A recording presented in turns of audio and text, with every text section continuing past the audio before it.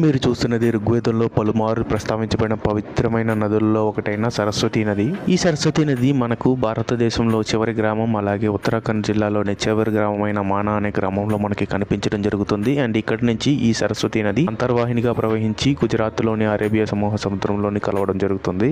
ఈ సరస్వతి నది మహాభారత కాలంలోనే ఎండిపోయిందని, సరస్వతి నది అంతర్వాహినిగా ప్రవహిస్తున్న దానికి ఆధారాలు లేవని చాలా మంది వాదించడం అయితే జరుగుతుంది. బీజేపీ ప్రభుత్వం అధికారం చేపట్టగానే ఈ నది ఆనవాళ్లను కనుగొనడానికి ఇస్రోని కోరడం జరిగింది. ఇస్రో తీసిన శాటిలైట్ చిత్రాల ఆధారంగా సరస్వతి నది హిమాలయాల్లో పుట్టి హర్యానా, రాజస్థాన్, గుజరాత్ రాష్ట్రాల గుండా ప్రవహించి రాణబ్ కచ్ వద్ద అరేబియా సముద్రంలో కలుస్తుందని చెప్పబడింది. ఈ మార్గంలో చాలా ప్రాంతాలలో ఓఎన్జీసీ వాళ్ళు భూగర్భ జలాల నిల్వలను అయితే కనుగొనడం జరిగింది. అలాగే రాజస్థాన్ లోని జైసల్మేర్ అనే ఎడారి ప్రాంతంలో కూడా 13 చోట్ల బోర్లు తవ్వగా అక్కడ 35 నుంచి 40 మీటర్ల లోతులోనే నీటి నిల్వలు లభించాయి. ఆ నీటిని కార్బన్ డేటింగ్ ద్వారా పరిశీలించిన తర్వాత అది సుమారు 4000 సంవత్సరాల క్రితం ఉందని గుర్తించడం జరిగింది.